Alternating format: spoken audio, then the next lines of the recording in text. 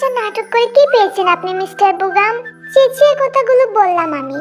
কিন্তু আমার অপর পাশের মানুষটার কোনো হেলদোল নেই। মনে হয় আমার কথায় সে কান দেয়নি। এসব দেখে তো আমার মেজাজটা পুরো গরম হয়ে যায়। আমি এবার দাঁতে দাঁত চেপে তাকে বললাম, আমি আরো ভেবেছিলাম কাল আমি আমার মামুনিকে আপনার কথা বলবো যে আমি আপনাকে বিয়ে করতে চাই, আর আপনি এখন এসব বলছেন। বুগাম এবার তার চোয়াল শক্ত করে আমায় বলল, কিসের বিয়ে? হ্যাঁ, তোমায় তো আমি কোনোদিন ভালোই বাসিনি। জাস্ট বন্ধুদের সাথে বাজি ধরে প্রেমের নাটক করেছিলাম এতদিন। নাটক করা শেষ, তাই অভিনয়টাও শেষ। আমি সঙ্গে সঙ্গে দাঁড়িয়ে পড়ি, তারপর তার সামনে হাত তালি দিয়ে বলতে শুরু করি, বাহ মিস্টার বুগাম সাহেব, বাহ, আপনি তো অনেক বড় একজন অভিনেতা হবেন। আপনাকে তো বাংলা সিনেমার শাবানার সাথে অভিনয় করা উচিত। দুজনকে কিন্তু অনেক সুন্দর মানাবে।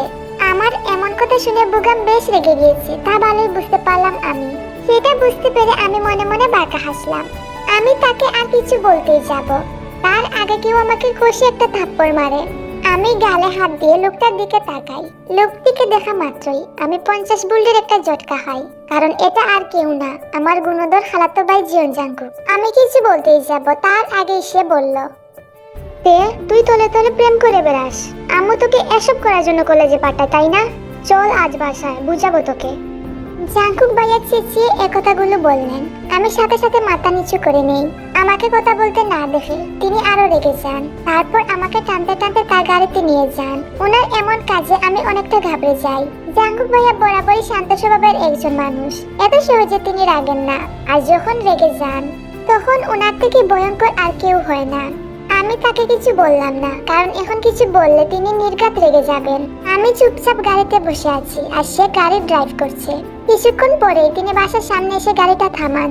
আমাকে আবার টানতে টানতে আমার রুমে নিয়ে এসে ধাক্কা দিয়ে ফেলে দেন। তারপর তার মাকে ডাকতে শুরু করে।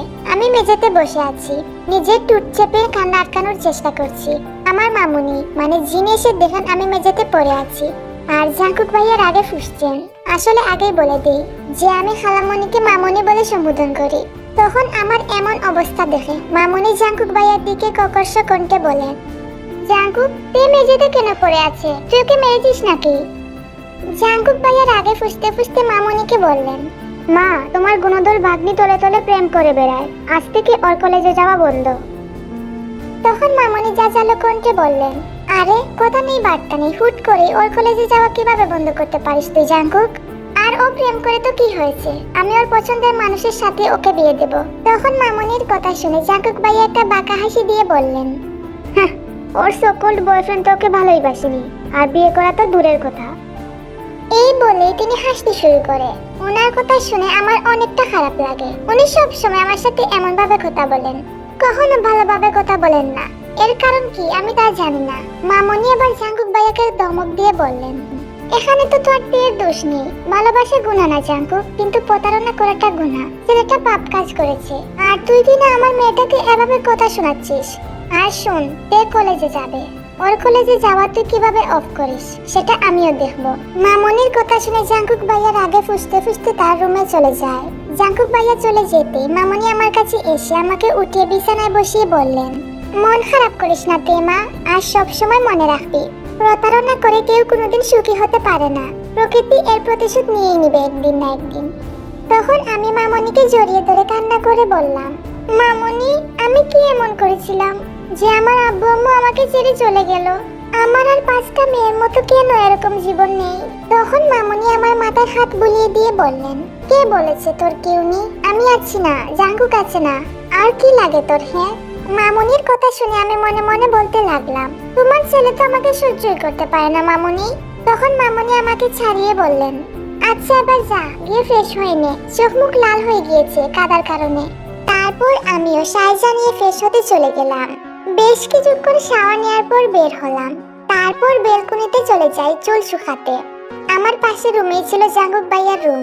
তিনি যে এই মুহূর্তে এখন বেলকনিতে উপস্থিত ছিলেন তা আমি খেয়াল করিনি। আমি আস্তে আস্তে করে আমার চুলগুলো শুকাচ্ছিলাম। তখনই জাংকুক ভাইয়ার কণ্ঠ শুনতে পাই। সে বলছে আমাকে, ছেলেদের রূপ দেখাতে বেলকনিতে চুল শুকাতে এসেছিস তাই না? বুঝি না তোর মনে এত ছেলে পটানোর আইডিয়া কিভাবে আসে। তুই কি সারাদিন কলেজে গিয়ে এসব করে বেড়াস? ওনার এমন কথা শুনে আমি মাথা নিচু করে চুপচাপ আমার রুমে এসে পড়লাম। ওনার কথা শুনে প্রতিবারের মতো আমি আবারও কষ্ট পেলাম। কেন সে আমার সাথে প্রতিবারই এমন করে সেটা আজও জানা নেই আমার। এর কারণে বেশ রাগ হয় আমার, কিন্তু মুখে কিছু বলতে পারি না, সবকিছু সহ্য করে নিই। একবার তো আমি মামনিকে এ ব্যাপারে নালিশ করেছিলাম। নালিশ করার কারণে সে আমাকে কলেজে এসে অনেক অপমান করে। তার এমন অপমান করার জন্য কিছু সিনিয়ররা আমাকে এখনো রেগিং করে।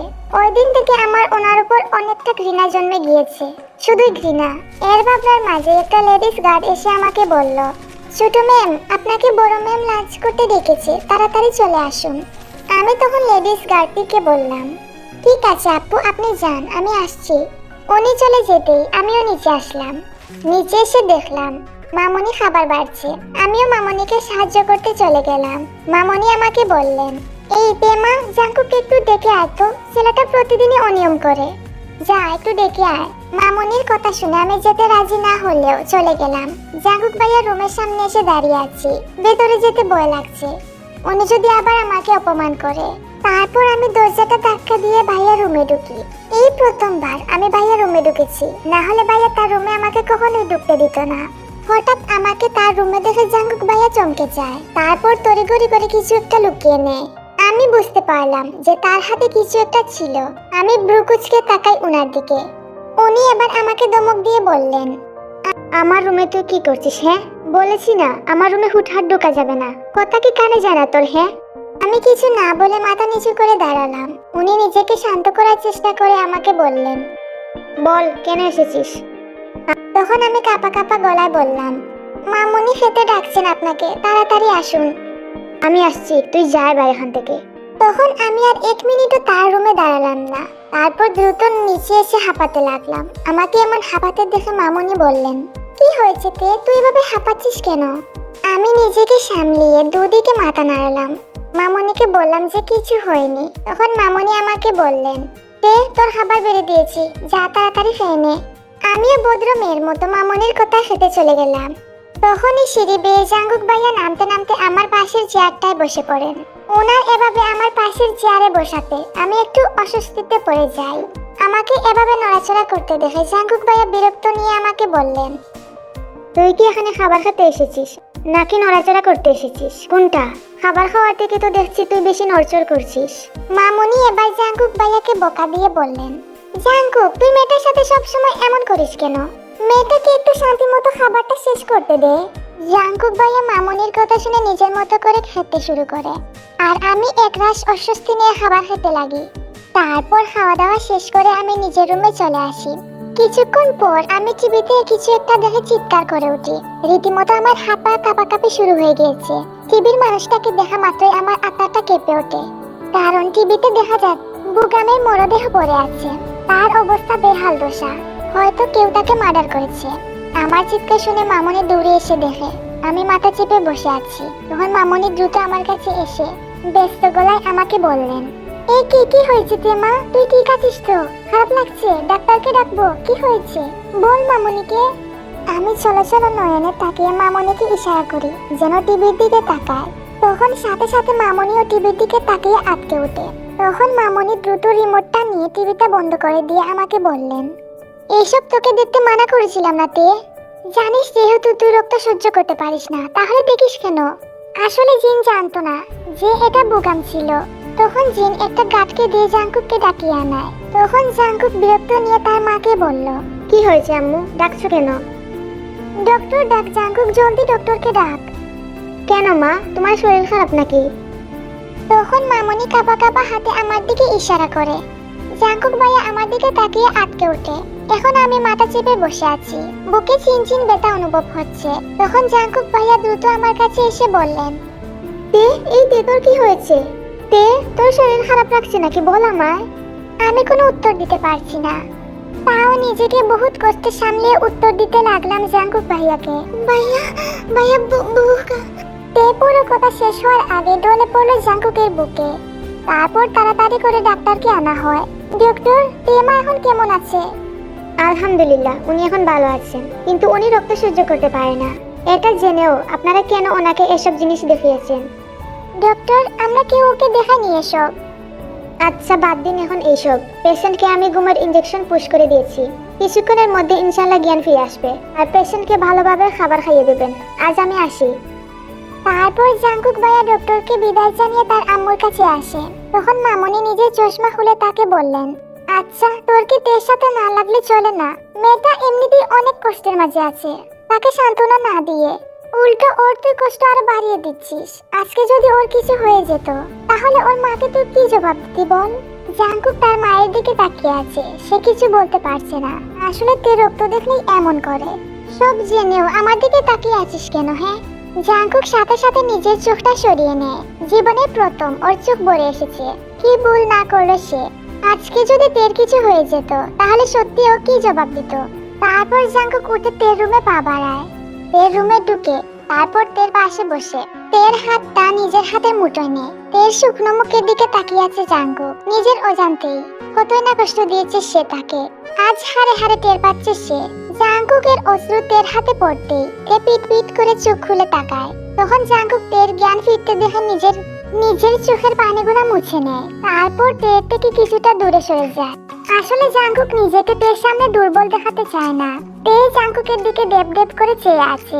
তে বোঝার চেষ্টা করছে জাঙ্কুক এখানে কি করছে, কিন্তু তে ব্যর্থ হলো। তার আগে জাঙ্কুক তাকে বলে ওঠে, শোন আমি স্যুপ দিয়ে যাচ্ছি, চুপচাপ খেয়ে নিবি। আমি এত আহ্লাদ করতে পারবো না তোকে। তে একটা দীর্ঘশ্বাস ফেললো। এগুলা সহ্য করে তাকে মরতে হবে, ভালো করে জানে সে। জাঙ্কুক স্যুপ দিয়ে যেতে তে নাক কুচকে বলল, এটা কি স্যুপ ভাইয়া? তখন জাঙ্কুক ভাইয়া বিরক্ত নিয়ে বললেন, এটা আমার মাথা আর মুন্ডু, চুপচাপ তুই খেয়ে নে বলছি। না না আমি খাই না, এগুলা নিয়ে যাও। এত পেশাল করিস কেন তুই? তখন জাঙ্কুক একটা থেকে জাল মেরে চলে যায়। তে দিশেহারা হয়ে বাধ্য মেয়ের মতো স্যুপটা খেয়ে নেয়। তারপর তে বিছানা ছেড়ে উঠে তার মামনি রুমের দিকে পা বাড়ায়। তখন তার মামনি ইজি চেয়ারে বসে বই পড়ছিল। তখন জিন তেকে আসতে দেখে বইটা রেখে বলল, আরে তে তুই আয় এদিকে আয়। তারপর তে যে আস্তে আস্তে করে বিছানায় বসলো। তারপর তার মামনি তাকে বলল, তে তুই উঠে আসতে গেলি কেন? দরকার হলে জেনিকে বলতি, ও তোকে নিয়ে আসতো। আরে মামনি আমি এতটা বেশি অসুস্থ না যে নিজে হেঁটে আসতে পারবো না। আচ্ছা বাবা ঠিক আছে, এবার বল তুই এখানে কেন এসেছিস? না এমনি গল্প করতে আসলাম মামনি। তখন জিন তের কথা শুনে বেশ অবাক হলো। তারপর বলল, ও মা তোকে তো সারা বছর খুঁজেই পাওয়া যায় না, আজ কোথা থেকে আসলি? হ্যাঁ। জিনের কথাতে একটু হেসে উঠল। তারপর তে কিছু একটা ভেবে জিনকে বলল, আচ্ছা মামুনি আম্মু দেখতে কার মতো ছিল গো? তোর আম্মু একদম তোর মতো ছিল দেখতে, টানা টানা চোখ, কোমর অব্দি চুল, বেশ লম্বা, গালের পাশে একটা সুন্দর তিল। তে তো কৌতূহল নিয়ে তার মামুনির কথা শুনতে লাগলো। তারপর তার মামুনি আবার তাকে বলল, তে নামটা তোর মাই তোর জন্য রেখেছিল। তোর মায়ের ইচ্ছা ছিল তুই হলে তোর নাম এটাই রাখবে, তে, এবং সারাক্ষণ তোর সাথে খেলা করবে। কত শত স্বপ্ন ছিল আমার বোনটার, কিন্তু তোকে জন্ম দিতে যে আমার বোনটা মারা যায়। তারপর থেকে তোর বাবাই তোকে পালা শুরু করে। তোর বাবা আর খালু একই অফিসে চাকরি করত। দুজন অনেক ভালো বন্ধু ছিল। দুজন একটা মিশনে যায়, কিন্তু ওখানে যে তারা মারা যান। পরে আমি তোকে আমার কাছে নিয়ে আসি। কথাগুলো বলতে বলতে টুপ টুপ করে পানি পড়ছিল মামুনির। তখন মামুনি নিজের চোখ মুছে আমাকে বললেন, এই তে তুই অসুস্থ না? তোর এখন রেস্ট নেওয়া প্রয়োজন, যা তোর রুমে যা। তারপর আর কথা না বলে চুপচাপ নিজের রুমে চলে আসলো তে। মাথা ধরেছিল তার অনেক, তাই রাতের খাবার জেনে দিয়ে যায় তার রুমে। রাতের খাবার খেয়ে তে একটা শান্তি মতো ঘুম দিল। হঠাৎ মাঝরাতে তে তার রুমে কারোর অস্তিত্ব টের পেল। কেউ যেন গভীরভাবে ওকে পর্যবেক্ষণ করছে। কারোর নিঃশ্বাস তের মুখে আশ্রে পড়ছে। তে এক লাফে বিছানা থেকে উঠে যায়। তারপর তে দেখলো তের জানালার পাশে একটা ছায়া নেমে চলে গেল। সাথে সাথে তে ছায়াকে অনুসরণ করে তার জানালার কাছে গেল, আর গিয়ে দেখতে পেল সেখানে কেউ নেই। তে একরাশ হতাশা নিয়ে তার বিছানায় আবার শুয়ে পড়ল। এই নিয়ে বেশ কয়েকবার হয়েছে তার সঙ্গে এমন। প্রথম তে তার মনের ভুল ভেবে পাত্তা দেয়নি এই বিষয়ে। যত দিন যাচ্ছে সে এই বিষয় নিয়ে তত ভাবছে। এমনকি সে তার মামুনিকে এসব বলতে পারছে না। উল্টো যদি তাকে পাগল বুঝে সেই বয়ে। এসব ভাবতে ভাবতে তে যে কখন ঘুমে দেশে পায়ে জমায় সে নিজেও জানে না। সকালের মিষ্টি আলোতে তে ঘুম ভেঙে যায়। প্রতিদিনের মতোই এই মিষ্টি রোদের দিন শুরু হয় তার। তারপর তার বেলকুনিতে যে তার পালিত দুটা টিয়া পাখিকে আদর করতে করতে বলল, শুভ সকাল তোমাদেরকে। তারপর তারপর দে ওদের সাথে আরো বেশ কিছুক্ষণ কথা বলে ফ্রেশ হয়ে নিচে চলে গেল। তে নিচে যেয়ে দেখলো জিন নাস্তা দিচ্ছে আর জাঙ্কুক নাস্তা করছে। জাঙ্কুক ভাইয়া যে কি কাজ করে সেটা আজ পর্যন্তই বুঝতে পারলাম না, কিন্তু মামনির কাছ থেকে শুনতে পেরেছি সে নাকি কিসের বিজনেস করে, কিন্তু কিসের সেটা আজ পর্যন্ত আমার জানা হয়নি। তখন তে সবে মাত্র ইন্টারে উঠেছে। তারপর তে আস্তে আস্তে নিচে গেল। তখন নাস্তা করতে করতে তার মামনিকে বলল, মামনি আমি আজ না কলেজে যাব, অনেকদিন ধরেই যাওয়া হয় না। আচ্ছা ঠিক আছে মা। এটা বলেই মামনি ভাইয়ার উদ্দেশ্যে বললেন, জাঙ্কুক তুই একটু আজ থেকে ওর কলেজে পৌঁছে দিয়ে যাস। তখন জাঙ্কুক তার মায়ের কথা শুনে বিরক্ত নিয়ে বলল, উফ মা, ও কি রবি চাচার সাথে যেতে পারে না? আমার হাতে এত টাইম নেই। ওনার এমন কথা শুনে আমি মামনিকে বললাম, মামনি থাক না, আমি একাই যেতে পারবো। আমার কথা শুনে জাঙ্কুক ভাইয়া উঠে দাঁড়ায়। তারপর তার শার্টের হাতা ফোল্ড করতে করতে বললেন, এত ঢং করা লাগবে না, আমি দিয়ে আসবো। কোনো রকম লেট করবি না। জাস্ট তোকে অনলি 10 মিনিট দিয়েছি, এর মধ্যে রেডি হয়ে আয়, আমি নিচে ওয়েট করছি। তারপর আমিও নাস্তা শেষ করে রেডি হয়ে নিচে আসলাম। ঠোঁটে হালকা লাল রঙের লিপস্টিক দিয়েছি, এর সাথে মিলিয়ে কয়েকটা চুড়ি। আমি বাইরে এসে দেখলাম জাঙ্কুক ভাইয়া তার গাড়িতে হেলান দিয়ে দাঁড়িয়ে আছে। আমি তার সামনে যেয়ে দাঁড়ালাম। সে আমার দিকে তাকিয়ে বিরক্ত গলায় বলল, তোকে আমি 10 মিনিট দিয়েছিলাম, এর মধ্যে তুই 10 মিনিট 5 সেকেন্ড লেট করেছিস। জাঙ্কুক ভাইয়ের কথা শুনে আমার মুখ হা হয়ে যায়। লোকটা এসব কিভাবে বলছে? সে এসবও হিসাব করে। আমাকে হা করে তাকিয়ে থাকতে দেখে জাঙ্কুক ভাইয়া গাড়ির ভেতরে ঢুকতে ঢুকতে আমাকে বললেন, হা করে তাকাস না, জানি আমি যে আমি অনেক হ্যান্ডসাম। ওনার এমন কথা শুনে আমি সাথে সাথে আমার মুখটা বন্ধ করে গাড়ির পেছনের সিটে বসতে নেই। সেটা দেখে জাঙ্কুক ভাইয়া আমাকে ধমক দিয়ে বললেন, আমি কি তোর ড্রাইভার নাকি তে যে পেছনে গিয়ে বসছিস? আয় সামনে আয়। ওনার বকা খেয়ে আমি ভদ্র মেয়ের মতো ফ্রন্ট সিটে বসে পড়লাম। তারপর উনি গাড়ি স্টার্ট দিলেন। কিছুক্ষণ পর জ্যামে আটকে পড়ে যেতেই জাঙ্কুক ভাই একটা টিস্যু নিয়ে আমার হাত ধরে টান দিয়ে সামনে নিয়ে এসে আমার ঠোঁটে লিপস্টিক গুলা মুছে দিয়ে বললেন, ছেলেদেরকে পটাতে এসব লাগিয়েছিস তাই না? ভেবেছিস আমি কিছু বুঝি না? আর যেন আমি এসব চাইপাশ লাগাতে না দেখি। Got it? আমি চুপচাপ নিজের জায়গায় এসে বসলাম। কিছুক্ষণ পর জ্যাম ছাড়তেই ভাইয়া আবার গাড়ি চালানো শুরু করলেন। তারপর আমার কলেজে নামিয়ে যান। যাওয়ার আগে বলে যান, আমি যেন তোর কোনো ফ্রেন্ড ছাড়া অন্য কোনো ছেলের সঙ্গে ডলাডলি করতে না দেখি। আমিও মাথা নাড়ালাম। উনি সব সময় আমার উপর অধিকার খাটান, যা আমার মোটেও ভালো লাগে না। আমি এসব ভাবতে ভাবতে কলেজের মধ্যে প্রবেশ করি।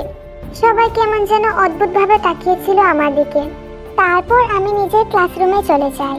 তারপর আমার বেস্ট ফ্রেন্ড জিমিনের পাশে গিয়ে বসি। তখন জিমিনা আমাকে দেখে বলল, কি রে দোস্ত, কেমন আছিস? তখন আমি মলিন মুখ নিয়ে বলি, এই তোরে যেমন দেখতে পাচ্ছিস। তখন জিমিন ব্রু কুচকে আমাকে বলল, তোর খালাতো ভাই কিছু করেছে নাকি তোর সঙ্গে? আরে না। তাহলে তো মন খারাপ কেন তোর? আমি তখন থমথমে মুখ নিয়ে জিমিনকে বললাম, জিমিন সত্যি তুই কিছু জানিস না? ওই না তো কি হয়েছে? জিমিন, বুগাম না গতকাল খুন হয়েছে। তখন জিমিন অবাক হয়ে থেকে বলে, আল্লাহ কি বলিস? আমি তো এসব জানতাম না। আচ্ছা তুই কি করে জানলি রে? আরে আমি তো কাল টিভিতে দেখেছিলাম। ও আচ্ছা, এসব বাদ দে। জানিস আজ না নতুন স্যার আসবে? কি? আজ আমাদের নতুন স্যার আসবে? হেই গাইস, আমি হলাম তোমাদের নিউ টিচার মিস্টার কাই। এর মাঝে একটা পুরুষালী কণ্ঠস্বর শোনা গেল। আমি তাকিয়ে দেখলাম একজন সুদর্শন পুরুষ দাঁড়িয়ে আছে। এটা হয়তো আমাদের নিউ স্যার। অবাক করার বিষয় হচ্ছে তিনি অসম্ভব সুন্দর দেখতে। বর্ষা মুখে নীলাভ চোখ ফুটে উঠেছে। যে কেউ দেখলে তার প্রেমে পড়ে যাবে, এটাই স্বাভাবিক। ক্লাসের মেয়েরা তো তাকে দেখে ক্রাশ হয়েছে। উনি মুচকি হেসে বললেন, আজ আমার প্রথম ক্লাস তোমাদের সঙ্গে, তাই আমি আজ ক্লাস নিব না, শুধু পরিচয় হব। তো মিস কিম তেয়ং, আপনি ফার্স্টে বলুন। আমাকে ডাকতে আমি টমটমে মুখে স্যারের সামনে গেলাম। স্যার আমাকে দেখে বললেন, how are you miss Kim Teyong? জি sir, I am fine. Okay, তো এবার বলুন আপনার ফ্যামিলিতে কে কে আছে? খালামণি আর খালাতো ভাই। তোমার আব্বু আম্মু নেই? না স্যার। ওহ সরি, জানতাম না আমি হেসে বললাম, ইটস ওকে স্যার। ওকে, তাহলে এবার তুমি তোমার সিটে যাও। তারপর আমি আমার সিটে চলে গেলাম। আর উনি আমার যাওয়ার পানের দিকে তাকিয়ে একটা রহস্যময় হাসি দিলেন। সেটা আমি আর বুঝতে পারলাম না। ক্লাস শেষ করে আমি বাসায় যাওয়ার জন্য রিক্সা খুঁজতে থাকি। ঠিক তখনই একটা গাড়ি এসে আমার সামনে থামলো।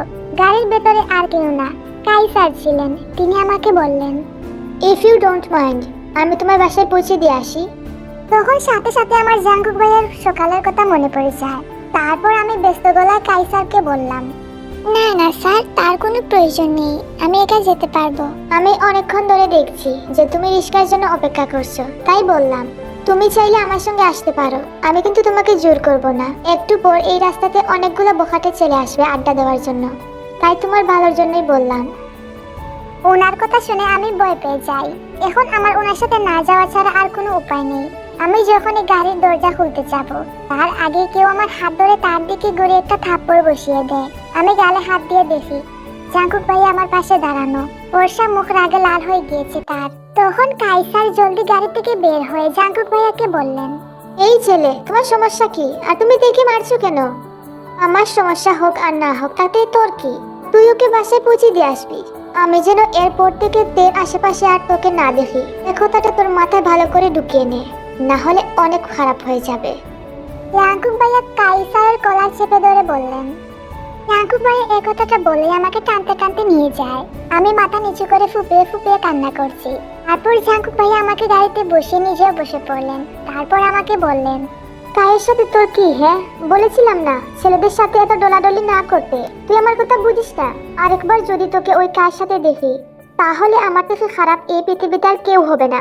এটা তোর জন্যই মঙ্গল হবে। তে ওনার কথা শুনে যতটা না কষ্ট পাই, তার চেয়ে বেশি অবাক হই উনি কিভাবে জানলেন যে কাইসারের নাম হলো কাই। আমার মাথা কাজ করা বন্ধ হয়ে গিয়েছে ওনার কথা শুনে। কিছুক্ষণ পর বাসায় এসে আমি নিজের রুমে চলে যাই। বাসায় এসেছি অনেকক্ষণ হয়েছে। জাঙ্কুক ভাইয়া আমাকে দিয়ে চলে গিয়েছে। আমি কিছু হিসাব মিলাতে পারছি না। জাঙ্কুক ভাইয়া স্যারকে কিভাবে চিনেন? কই, তাদের দেখে তো পূর্ব পরিচিত মনে হলো না আমার। কিসব হচ্ছে? এদিকে একটা লোক অন্ধকার রুমে বসে আছে। সে একের পর এক ড্রিঙ্ক করে যাচ্ছে, যার জন্য গাডরা বয়ে চুপসে গিয়েছে। লোকটা গ্লাস চেপে ধরে চেঁচিয়ে বলতে লাগলো, জাঙ্কুক, আজকের কাজটা তুই একদম ঠিক করিসনি। এর বদলা তো আমি নেবই তোর কাছ থেকে, তাও আবার দ্বিগুণ করে। বলেই অট্টহাসিতে ফেটে পড়লো লোকটা। একটা গার্ড লোকটার কাছে এসে বলল, বস, কেউ একজন গোডাউনের বাহিরে এই ক্যাসেটটা রেখে গিয়েছে। লোকটা ইশারা করে বলে ক্যাসেটটা প্লে করার জন্য। ক্যাসেটটা প্লে করেই একটা লোকের আওয়াজ শোনা যায়। ক্যাসেটের ভেতর থাকা লোকটা বলে, খুব খারাপ কাজ করেছিস কাই তুই। তোর জন্য আমার অনেক আফসোস হচ্ছে। তোর অন্তিম গণি এসেছে, এর জন্য তুই তৈরি হয়ে নে। এটা বলেই লোকটা অট্টহাসিতে ফেটে পড়ল। রাগে কাই নিজের হাতে থাকা গ্লাসটা ছুঁড়ে মারলো ফ্লোরে আর চিৎকার করে বলতে লাগলো, আহ জাঙ্কুক, তোকে তো আমি। অন্যদিকে চেয়ারের ওপর পা তুলে বসে আছে জাঙ্কুক। সামনে একজন মহিলা গুটিসুটি মেরে বসে আছে। তাকে দেখে বোঝা যাচ্ছে মহিলাটা অনেক ভয় পাচ্ছে জাঙ্কুককে। এবার জাঙ্কুক মহিলার উদ্দেশ্যে বলল, আপনি নিশ্চয়ই জানেন যে ওর দ্বিতীয় প্ল্যানটা কি? মহিলাটা জাঙ্কুকের জবাব না দিয়ে চুপচাপ বসে থাকে, যেটা দেখে জাঙ্কুক বাঁকা হেসে বলল, এখনো কিছু বলছেন না কেন? যে নিজের ছেলে তার মাকে বৃদ্ধাশ্রমে রেখে আসতে দুবারও ভাবেনি, আর সেই ছেলের জন্য আপনি এত দরদ দেখাচ্ছেন কেন? যা জিজ্ঞেস করেছি তা চুপচাপ বলে দেন, আর এটা আপনার জন্যই মঙ্গল হবে। এটা শুনে মহিলাটা গর্জে উঠে জাঙ্কুককে বলতে লাগলো, 9 মাস গর্ভে রেখেছি আমি ওকে। ও আমার সাথে যাই করুক, ও আমার সন্তান। আমি ওকে লালন পালন করে বড় করেছি। নিজের আদরের ছেলেকে বলি দিতে কেন যাব? আর তোমার মা আমার সাথে যা করেছে তা কখনোই বলবো না আমি। আচ্ছা, বুঝলাম আপনাদের শত্রুতা আমার সঙ্গে। তাহলে এদের থেকে কেন টানছেন? যা করার তা আমার সাথে করুন। ওই মেয়েটার কি দোষ? এ তো আসল গুটি, আর তুমি একে নিয়ে এত চিন্তা করছো কেন, যেখানে তুমি নিজেই ওকে গুটি বানিয়েছো। এটা বলেই মহিলাটা পাগলের মতো হাসতে শুরু করে। এই বলে একটা গার্ডকে ইশারা করে জাঙ্কুক বলল, উনি যতক্ষণ পর্যন্ত না কিছু বলছে ওনাকে বের হতে দেবে না। ওর নামে যত প্রুফ আছে উনি ছাড়া আর কেউ দিতে পারবে না, তাই ওনাকে আমরা হাতছাড়া করতে পারবো না। এটা বলেই জাঙ্কুক হনহন করে বেরিয়ে পড়ে। তারপর বাসায় এসে সোজা তের রুমে চলে যায়, আর গিয়ে দেখতে পাইতে এলোমেলো হয়ে শুয়ে আছে। ওকে যে আড়ালে কেউ একজন দেখছে তা টেরি পেল না তে। তারপর জাঙ্কুক এসে তের মুখে থাকা চুলগুলো সরিয়ে তার কপালে আলতো করে ঠোঁট ছোঁয়ালো। তাতে তে খানিকটা নড়ে উঠলো। তাৎক্ষণিক জাঙ্কুক দ্রুত উঠে নিজের রুমে চলে যায়। ফ্রেশ হয়ে এসে ল্যাপটপে একটা পেন ড্রাইভে ভিডিও অন করলো। তারপর অনেক মনোযোগ সহকারে ভিডিওটি দেখতে লাগলো। ভিডিও দেখা শেষ করে আবার পেন ড্রাইভটা খুলে রেখে দিল। এর মাঝেই ওর অ্যাসিস্ট্যান্ট ইউনু ফোন করলো। কল রিসিভ করতেই সেই মহিলাটা হাসি শুনতে পেল জাঙ্কুক। মহিলাটা হেসে বলতে শুরু করে জাংকুককে, তোর অ্যাসিস্ট্যান্ট ইউনোকে আমি খুন করেছি জাংকুক, পারলে ধরে দেখা আমাকে। মিস্টার জিয়ন জাংকুক, তোর পুরো পরিবারকে আমি শেষ করে দেব। জাংকুক আর কিছু না বলে ফোনটা কেটে তার জ্যাকেটটা নিয়ে বেরিয়ে পড়ল। মিসেস জিন জাংকুকের এমন তাড়াহুড়ো দেখে বললেন, কোথায় যাচ্ছিস জাংকুক বাবা? তখন জাংকুক দ্রুত যেতে যেতে তার মাকে বলল, পরে এসে সব বলবো মা তোমায়, এখন আমার যেতে হবে। জাংকুক গোডাউনে পৌঁছে দেখে মহিলাটা চাকু হাতে নিয়ে দাঁড়িয়ে পাগলের মতো হাসছে। জাংকুককে আসতে দেখে সে পাগলের মতো হাসতে হাসতে বলল, তুই একদম আমার দিকে এগোবি না, তুই এগোলে তোকেও হত্যা করব ওদের মতো। তাহলে এবার বল, তোর নিজের জান আগে না গোয়েন্দাগিরির চাকরিটা আগে, কোনটা বল? আমার দিকে এগোলে একদম মেরে ফেলবো। দেখুন, আপনি এরকম পাগলামো করবেন না। এটাকে তুই পাগলামো বলছিস? আমার ছেলেকে যখন বলে দিতে বললি তখন আমার কেমন লেগেছিল বল? জাংকুক বুঝতে পারলো মহিলাটা এখন তার নিজের মধ্যে নেই। সন্তান হারানোর বয়স, সে যা তা বলছে। জাংকুক এক জায়গায় দাঁড়িয়ে আছে। কিছুক্ষণ পর মহিলাটা চাকু ফেলে মাথা চেপে মাটিতে বসে পড়ে। এর মাঝে কিছু গার্ড এসে মহিলাকে নিয়ে যায়। জাংকুক কয়েকজন রেবকে ফোন দিয়ে আসতে বলে। আসলে আমাদের জাংকুক হচ্ছে একজন গোয়েন্দা অফিসার, আর সেটা জিন ছাড়া আর কেউ জানে না, এমনটি তেও না। রেবরা এসে সবার লাশ সহ পুরো গোডাউনের তদন্ত করে। তারপর সেখানে একটা বোমার মতো কিছু জিনিস পায়। তারপর সেটা নিয়ে এসে জাংকুককে বলে, মিস্টার জিয়ন জাংকুক, আপনার গোডাউনে এই বোমাটা পেয়েছি। জাংকুক বোমাটা হাতে নিয়ে দেখলো সেটাতে টাইম সেট করা আছে, আর সাথে একটা ক্যাসেটও আছে। বোমের টাইম টিক টিক করে বদলাচ্ছে। ও নো, এই বোমাটা তো সেট করা, আর 1 মিনিটের মধ্যে এখান থেকে বের হতে না পারলে বোমাটা তো ব্লাস্ট হয়ে যাবে। এর মাঝে একটা রেব বলে ওঠে, তাহলে আপনি বরং এটা রাস্তায় ফেলে দিন, আমাদের হাতে তো আর সময় নেই। না না, এটা রাস্তায় ফেলা যাবে না, এতে লোকজন অনেকটা ক্ষতিগ্রস্ত হবে, কারণ এটা কোনো নর্মাল বোমা না, এটা হচ্ছে জাপানের বিখ্যাত বোমা।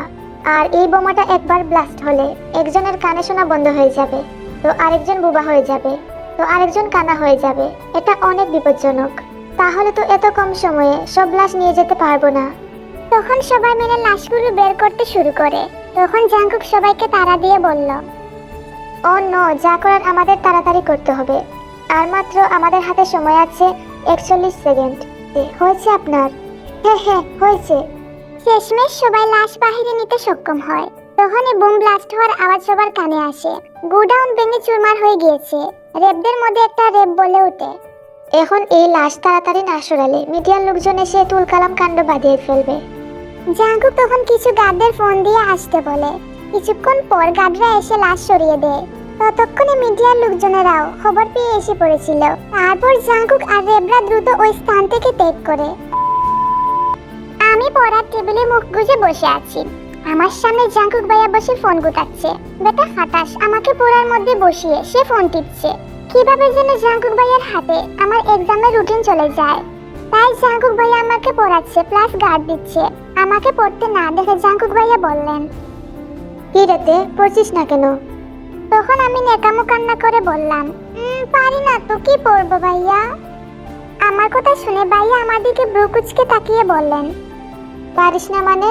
তাহলে এতদিন কি পড়েছিস? তখন আমি একটা শুকনো ডুব গিলে তাকে বলি, আসলে আমি এতদিন তো পড়িনি কিছু। আমি তোকে যেন স্টাডি টেবিল থেকে না উঠতে দেখি। গট ইট, ভালো করে পড়াশোনা কর। 2 দিন পর তো এক্সাম শুরু, কিছুই তো পারিস না দেখছি। ওনার কথা শুনে আমি বইয়ে চুপসে যাই। উনি যাওয়ার আগে আমাকে বলে যান, আর তোর ফোনটা আমার কাছে জমা দিবি। এটা বলেই উনি হনহন করে বেরিয়ে পড়েন আমার রুম থেকে। আমি বই নিয়ে নিজের কপালে বাড়ি দিতে দিতে বলি, পাটা কপাল আমার। দেখতে দেখতে আরো 1 সপ্তাহ কেটে গেল। আজ আমার ফাইনাল এক্সাম। এই কয়েকদিন জাংকুক ভাইয়া আমাকে পড়ার টেবিল থেকে উঠতেই দেয়নি। ভাইয়া আমাকে রেডি থাকতে বলেছে। আমিও ভদ্র মেয়ের মতো রেডি হয়ে নিচে আসি আর ভাইয়ার গাড়িতে বসি। ভাইয়া গাড়িতে বসে আমাকে বলল, এক্সাম যেন ভালো হয়, সব প্রশ্নগুলো দেখে আনসার করবি। তার কথায় আমি মাথা নাড়িয়ে সম্মতি জানালাম। ভাইয়া আমাকে কলেজে পৌঁছে দিয়ে চলে যায়। তখন একটা মেয়ে এসে আমাকে বলতে লাগলো, উনি কে গো? কেন? উনি আমার খালাতো ভাই। তে প্লিজ তোমার খালাতো ভাইয়ের সাথে আমার সেটিং করিয়ে দাও না প্লিজ। তোমার ভাই না অনেক হ্যান্ডসাম, আমি ক্রাশ খেয়েছি তে। মুহূর্তের মধ্যে আমার মুখটা রক্তিম বর্ণ ধারণ করলো। কোনো মতো নিজেকে কন্ট্রোল করে মেয়েটিকে হেসে বললাম, আরে না, আমার ভাইয়া তো বিবাহিত। আমার ভাইয়াকে দেখে তো তা মনে হয় না। আরে কিভাবে মনে হবে? যখন ভাইয়ার বিয়ে আমার সাথেই হয়েছে তাই কেউ বিশ্বাস করতে চায় না। এটা বলার সাথে সাথে মেয়েটা মুখ কালো করে চলে গেল। একটা ডেভিল মার্কা হাসি দিয়ে ক্লাসে চলে গেলাম। এই কয়েকদিনে ভাইয়ার সাথে অনেক ভালো একটা সম্পর্ক জমে গিয়েছে আমার। আমি পরীক্ষা দিয়ে বেরিয়ে দেখি ভাইয়া দাঁড়িয়ে আছে। আমি তাকে দেখে হেসে তার কাছে যাই। ভাইয়া আমাকে দেখে বললেন, এক্সাম কেমন হয়েছে রে তোর? আলহামদুলিল্লাহ ভাইয়া, অনেক ভালো হয়েছে।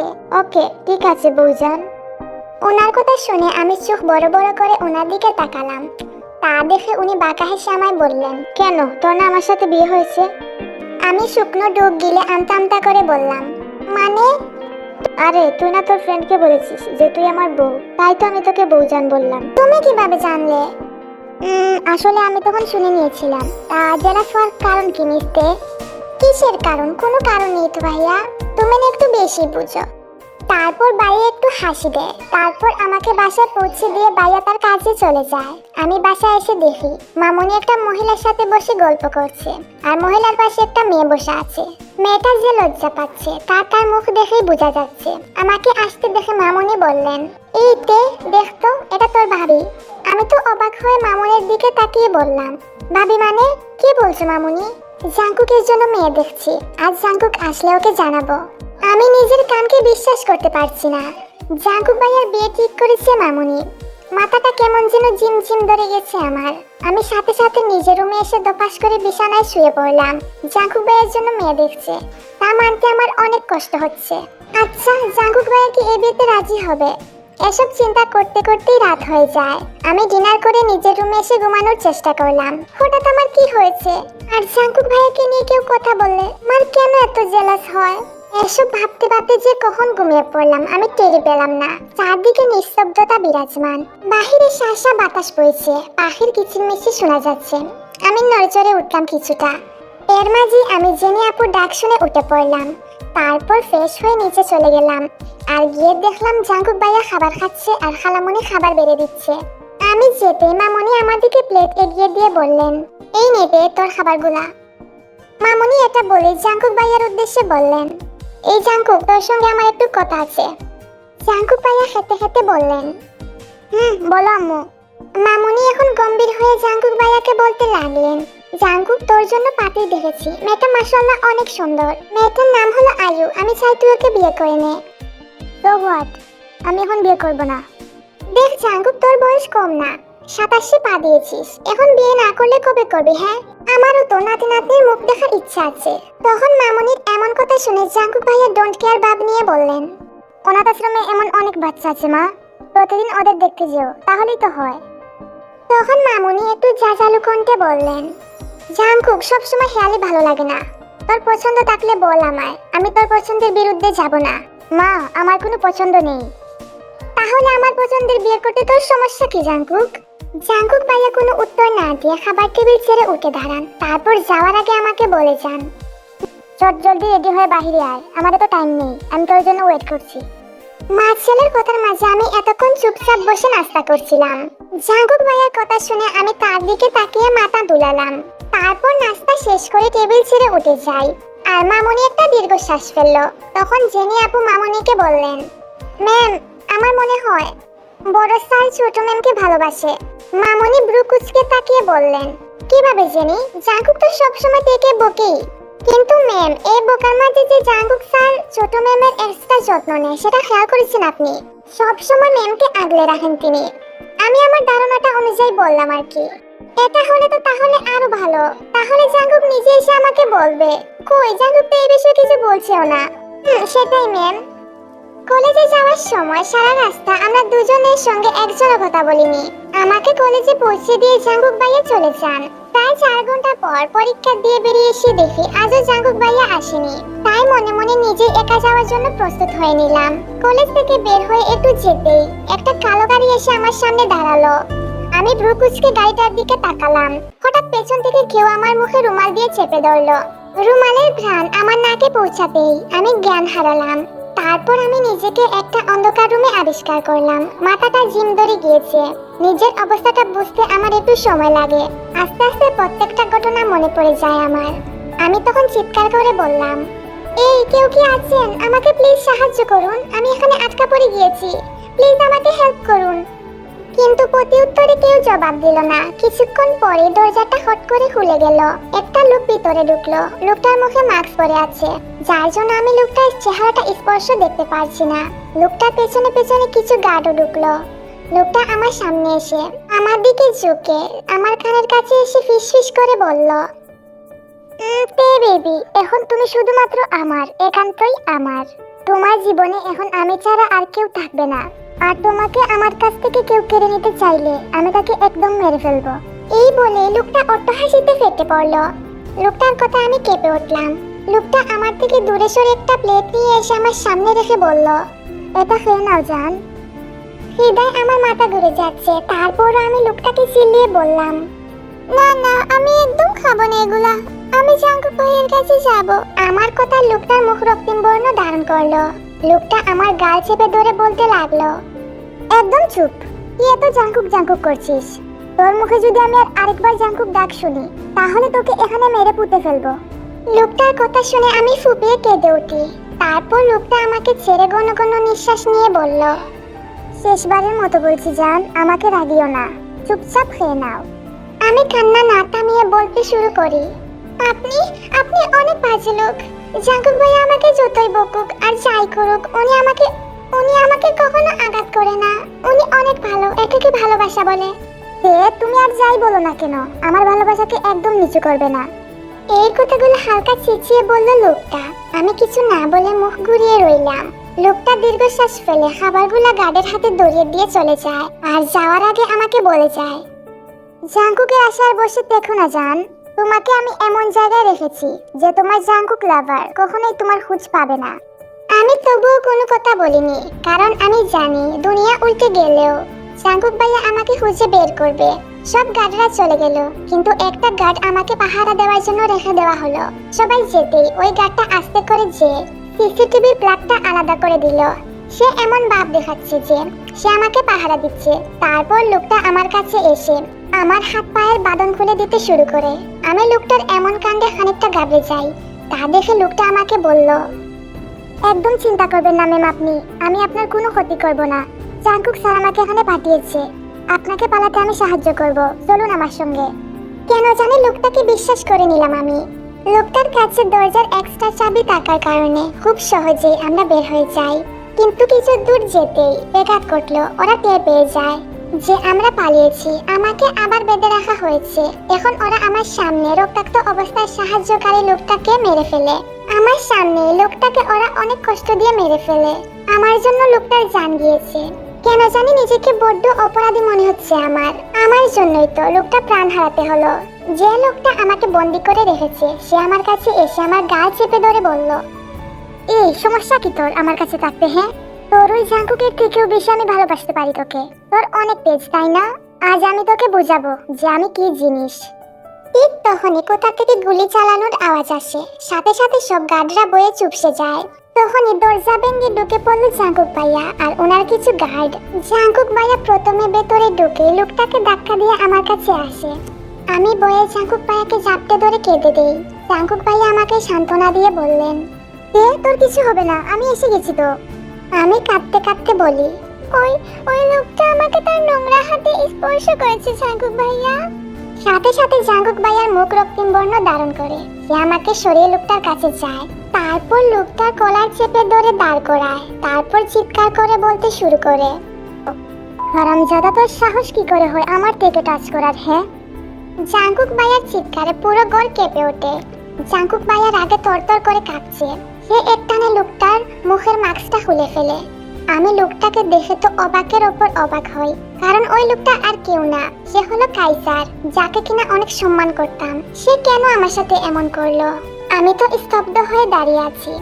তখন জাঙ্কুক ভাইয়া কাইসারকে গার্ডদের হাতে তুলে দিয়ে বললেন, ওকে সিবিআই অফিসারদের হাতে তুলে দাও, আমাদের কাজ এখানেই শেষ।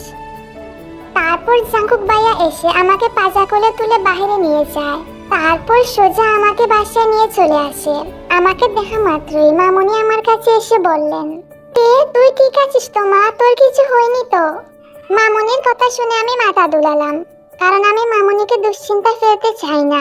মামুনি আমার উত্তর পেয়ে একটা স্বস্তির নিঃশ্বাস ফেলে বললেন, অনেক হয়েছে তে, আজকে আমি তোর আর জাঙ্কুকে বিয়ে দেব। মামুনির কথা শুনে আমি বেশ অবাক হই। তারপর একবার জাঙ্কুক ভাইয়ার দিকে আর মামুনির দিকে তাকাই কি হচ্ছে বোঝার জন্য। তার আগে মামুনি জেনি আপুকে উদ্দেশ্য করে বললেন, এই জেনি, যা তো পেকে তাড়াতাড়ি রেডি করিয়ে আন, আমি কাজীকে ফোন দিচ্ছি। কাজী আসলে আমি বিয়ে পড়িয়ে দেবো ওদের। অতঃপর জেনি আপু আমাকে নিয়ে গেল রেডি করিয়ে দেওয়ার জন্য। তারপর আমাকে সুন্দর করে রেডি করিয়ে এনে জেনি আপু জাঙ্কুকের পাশে বসালো। তারপর কাজী বিয়ে পড়ানো শুরু করলো। আমাকে কবুল বলতে বললে আমি বলে দেই এবং জাঙ্কুক ভাইয়াকে বললে সেও বলে দেয়। তারপর আমরা দুজন একটা পবিত্র বন্ধনে আবদ্ধ হলাম। আমার সবকিছু তো মাথার ওপর দিয়ে গেল, কিন্তু আমি এতটা মাথা কামালাম না, কারণ আমি তো জাঙ্কুক ভাইয়াকে ভালোবাসি। তারপর কাজে চলে যেতেই জাঙ্কুক ভাইয়া উঠে দাঁড়িয়ে বললেন, আমার একটা ইম্পর্টেন্ট কাজ আছে, আমি আসছি। এটা বলে তিনি আর 1 মিনিটও না দাঁড়িয়ে হন করে চলে গেলেন। এদিকে আধমরা অবস্থায় পড়ে আছে কাই, আর পাশে বসে আছে সেই মহিলাটা। অনেক অফিসাররা কাইকে আধমরা অবস্থায় রেখে দিয়েছে। কাইয়ের এমন অবস্থা দেখে সেই মহিলাটি নীরবে সুখের জল ফেলছে আর বলছে, জাঙ্কুক এতটা নির্দয় হোস না, আমার ছেলেটাকে এবার ছেড়ে দে। কি নির্দয় হব না চাচি, ও আমার থেকে বাজেভাবে স্পর্শ করেছে। আচ্ছা জাঙ্কুক, আমি সব বলবো, তবুও তুই ওকে কিছু করিস না। তখন জাঙ্কুক বাঁকা হেসে বলল, তো শুরু করুন এবার চাচি। আমরা যখন তোমাদের সাথে থাকতাম তখন তোর বয়স 16 কি 17 হবে, আর কায়ের বয়স 15, আর তের বয়স তখন ছিল 9 বছর। কাই ছোটবেলা থেকে তের দিকে কোনো জোর দিত। এটা কেউ খেয়াল করুক আর না করুক, আমি করেছি, তাও আমি কিছু বলতাম না ওকে। পরে তো তোরা বড় হতে লাগলি। একবার তো তের বাবার চোখে কাই পড়ে যায়, তখন তার বয়স ছিল 17 বছর। কাই বিভিন্ন ডার্ক সাইডে জড়িয়ে পড়ে, তখন তের বাবা কাইকে সতর্ক করে দিয়েছিল, কিন্তু কাই সেটা শোনেনি, বরং উল্টো তের বাবার সাথে ঝগড়ায় জড়িয়ে পড়ে। কিন্তু কাই তেকে সত্যিকারের ভালোবাসতো। তাহলে আমার বাবাকে কে মেরেছে? তখন কাইয়ের মা একটা দীর্ঘশ্বাস ফেলে বলল, তোর বাবাকে কেউ মারেনি, সে তোর মতোই একজন গোয়েন্দা ছিল। একবার এক গুন্ডার হাতে মারা যান তিনি, তাকে আমার ছেলে খুন করেনি। তো আমার মায়ের সাথে আপনার কি এমন শত্রুতা? শত্রুতা একটাই, সেটা হলো তোর মা আমার সন্তান কেড়ে নিয়েছে আমার কাছ থেকে। এটা শুনে জাঙ্কুক বেশ অবাক হয়ে কাইয়ের মাকে জিজ্ঞেস করলো, মানে? তখন কাইয়ের মা নিজের চোখের পানি মুছে বললেন, তোর মায়ের বিয়ের প্রায় 10 বছর পরও একটাও বাচ্চা হয়নি তার, আর আমার যমজ বাচ্চা হয়েছিল তখন। তাই তোর মা ডক্টরকে ঘুষ দিয়ে আমার একটা বাচ্চা নিয়ে যায়, তারপর সবাইকে বলে যে ও ওই বাচ্চাকে দত্তক নিয়েছে। তাহলে এখন ওই বাচ্চাটা কই? ওই বাচ্চাটা তো তুই নিজেই জাঙ্কুক। জাঙ্কুক আর কাই অবাক হয়ে মিসেস আয়ুর দিকে তাকালো। দুজনই অনেক অবাক। দুজনেই দুজনের দিকে তাকিয়ে একসঙ্গে বলে উঠল, মানে কি বলছেন আপনি? এটা কিভাবে হতে পারে? আর আপনি কিভাবে বুঝলেন যে আমি আপনার সেই সন্তান? যেদিন আমি ওই বাসা থেকে কাইকে নিয়ে বের হয়েছিলাম, সেদিন তোর মা আমাকে আলাদা একটা রুমে নিয়ে বলেছিল যে তুই আমার সন্তান, আর আমি যেন সবকিছু ভুলে যাই যে তুই আমার সন্তান। হল রুমে মাথা নিচু করে দাঁড়িয়ে আছে মিসেস জিন, তার সামনে আয়ু বসে আছে, আর তে মাত্রই দর্শক হয়ে সবকিছু দেখছে। জাঙ্কুক এবার মিসেস জিনের উদ্দেশ্যে বললেন, মা তুমি এরকম কেন করলে ওনার সঙ্গে? মিসেস জিন চলাচলা নয়নে জাঙ্কুকের দিকে তাকিয়ে বলল, কারণ সব সময় তোর দাদি আয়ুর গুণগান গাইতো, আর আমি তাকে খুশি করার জন্য তো নিজের বাপের বাড়ি যাওয়া বন্ধ করে দিয়েছিলাম, তাও সে সব সময় আয়ুর গুণগান গাইতো, আর এটা আমার সহ্য হতো না। তারপর আমি জানতে পারি যে তোর বাবার মধ্যে সমস্যা আছে, তোর বাবা কখনো বাবা হতে পারবে না, আর সেটাকে তোর দাদি আর আয়ু মিলে বানিয়েছে যে আমার মধ্যে সমস্যা আছে, তাই আমি কখনো মা হতে পারবো না। তাই তো আমি আয়ুর বাচ্চাকে চুরি করার পরিকল্পনা করি। সব শুনে তো অবাক হয়ে তাকিয়ে আছে সবাই, আর তের মাথার উপর যাচ্ছে এসব, কিন্তু কি আর করার, যা হবার তা তো হয়ে গিয়েছে। এখন আর কেউ সবকিছু আগের মতো করতে পারবে না। তারপর আয়ুকে জাঙ্কুক একটা নিরাপদ জায়গায় রেখে আসে। জাঙ্কুক এখন আয়ুকেও মা বলে ডাকে। তে জাঙ্কুকের কাঁধে মাথা রেখে বেলকনির দোলনায় বসে আছে। সব শুনে খুব অবাক লাগছে যে তার মামনি জাঙ্কুক ভাইয়ার মা না। তখন তে জাঙ্কুককে প্রশ্ন করে বলল, আচ্ছা ভাইয়া, বুগামকে তাহলে কে মেরেছে? ওকে তো কাই মেরেছিল, আর তার জন্য ওর শাস্তিও হয়েছে। জাঙ্কুকের উত্তর শুনে তে বেশ অবাক হয়। তারপর আবারও জাঙ্কুককে প্রশ্ন করলো তে, তাহলে রাতের বেলা যে আমার রুমে আসতো সে কে ছিল? সেটা আমি ছিলাম। কেন, তুমি কি সেই সময় আমাকে ভালোবাসতে নাকি? জাঙ্কুক তেকে আলতো করে জড়িয়ে ধরে বলল, ভালোবাসতাম বলেই তো আসতাম। তাহলে বলো যে তুমি কত বছর ধরে আমাকে ভালোবাসো? 10 বছর ধরে আমি তোকে ভালোবাসি। আর তুই? জাঙ্কুক ভাইয়ের কথা বেশ অবাক হয়ে আমি বলি, তুমি কিভাবে বুঝলে যে আমি তোমায় ভালোবাসি? আরে বোকা, ভালোবাসা মানুষের চোখ দেখলেই বোঝা যায় যে সে আমাকে ভালোবাসে কি না। তাহলে সবসময় কেন আমার সঙ্গে এত রুড ব্যবহার করতে? এর উত্তর শুনে জাঙ্কুক একটা মুচকি হাসলো। তারপর তের কপালে আলতো করে একটা চুমু দিয়ে বলল, শোন, তোকে আমি ভালোবাসি আর এটার মাধ্যমে আমি আমার ভালোবাসা প্রকাশ করি। তারপর জাঙ্কুক তের নরম ঠোঁটে তার ঠোঁট মিলিয়ে দেয়।